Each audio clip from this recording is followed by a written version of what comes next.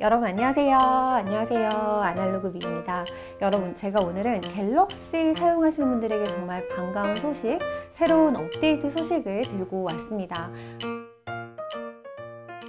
조만간에 출시가 될 갤럭시 S20 그리고 갤럭시 Z 플립에는 기본으로 탑재가 될 안드로이드 10 기반의 원 UI 2.0 소식인데요.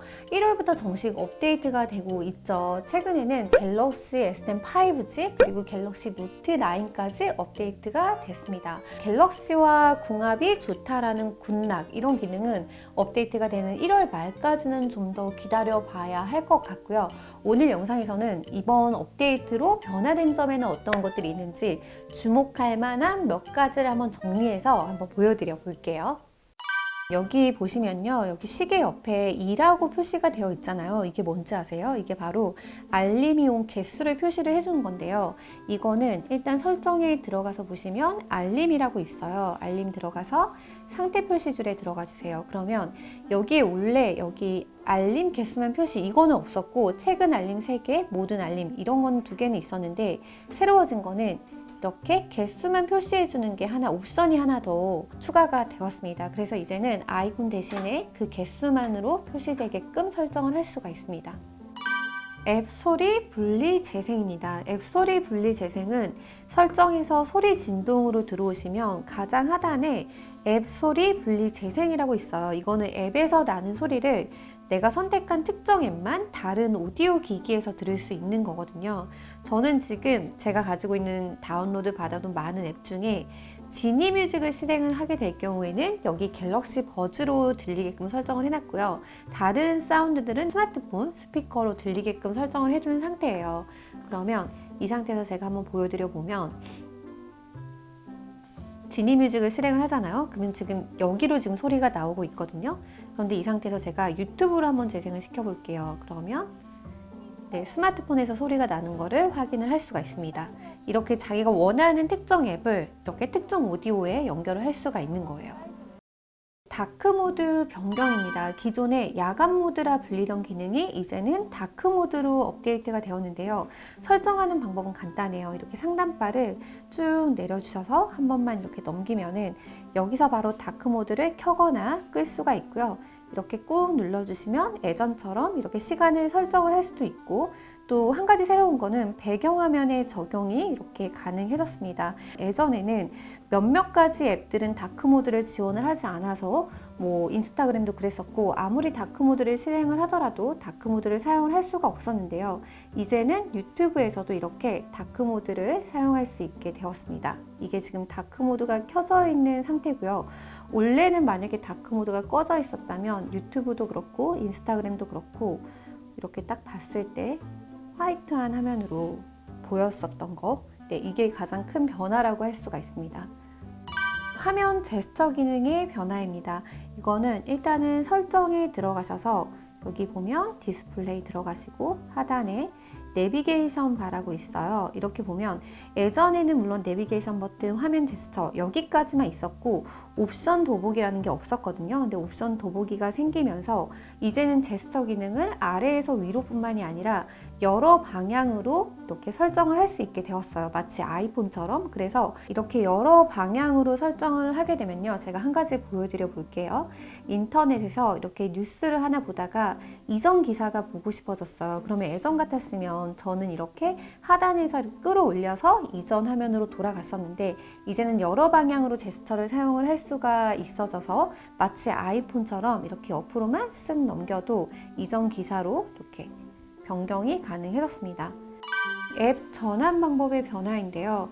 이렇게 설정에 가셔서 디스플레이 들어가서 여기 하단에 내비게이션 바를 들어가서 보시면은 제스처 힌트가 활성화된 상태에서 앱별로 전환을 하려면, 예전에는 여기 하단에서 옆으로 쭉쭉 밀어주면 앱 전환이 가능했었잖아요. 그런데 이제는 이 제스처 힌트를 사용하지 않더라도 여기서 반원을 딱딱 그려주면 앱 전환이 이렇게 쉽게 가능해졌어요.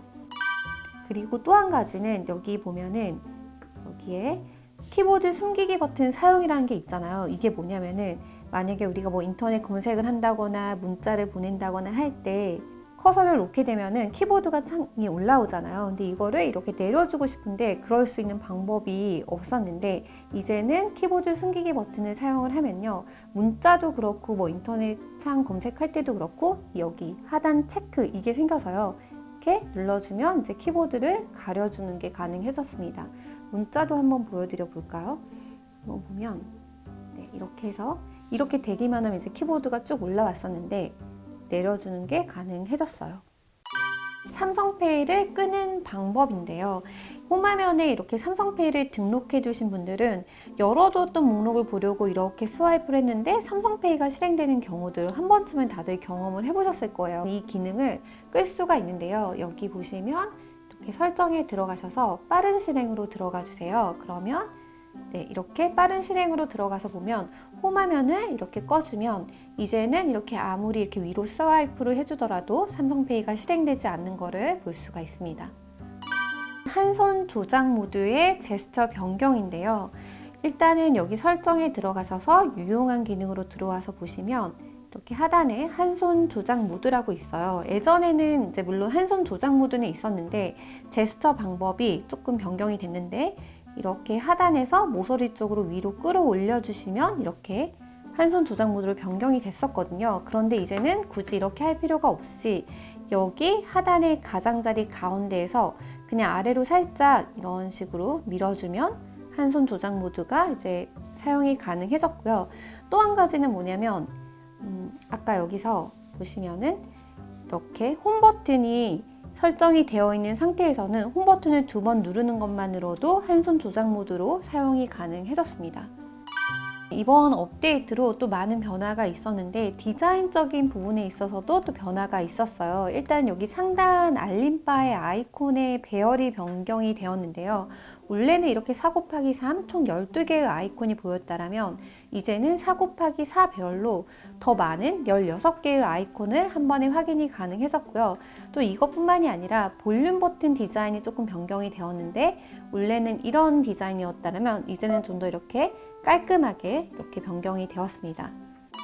설정에 들어오셔서 생체 인식 및 보안에 들어가서 보시면 지문이라고 있어요. 여기 보면은 이제 이렇게 꺼진 화면에서 지문 아이콘을 표시할 때 이렇게 자기가 원하는 대로 3가지 중에 하나를 선택할 수가 있는데 지문이 아예 표시가 안 되게끔 설정을 할 수가 있고요. 이런 식으로, 아니면 나는 화면을 한번 누를 때 지문이 표시되게끔 하고 싶다, 이런 식으로 선택해서 설정이 가능해졌습니다. 예를 들면 이렇게 꺼진 화면에서 한번 이렇게 클릭을 했을 때 지문이 표시가 되게끔 하는 이런 설정들을 자기가 원하는 대로 설정이 가능해졌어요. 화면 녹화 기능입니다. 노트 10에는 있었던 기능인데 S10에는 없었던 기능이기도 해요. 이렇게 상단의 아이콘을 쭉 내려서 옆으로 넘겨주면 여기 화면 녹화라고 있는데요. 이제는 이 화면 녹화를 할 때요, 소리를 설정을 해줄 수가 있어요. 소리를 없이, 또는 미디어 소리만, 아니면 미디어 소리뿐만이 아니라 마이크도 같이 해서 녹화를 할 수 있는 방법도 있고요. 또 한 가지는 뭐냐면 이렇게 이것뿐만이 아니라 이 녹화를 꾹 길게 눌러주면 화면의 화질도 선택을 이렇게 해줄 수가 있습니다. 그 밖에도 뭐 셀프 동영상 크기도 이렇게 설정을 할 수가 있어요.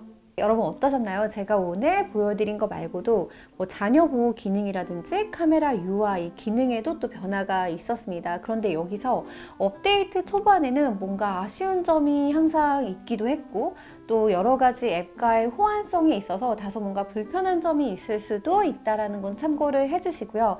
그래도 나는 뭔가 새롭게 깔끔해진 UI를 사용을 해보고 싶다 하시는 분들은 업데이트를 한번 해보시는 것도 괜찮을 것 같습니다. 네, 여러분 오늘 영상은 여기까지고요. 우리는 다음 영상에서 만날게요. 안녕.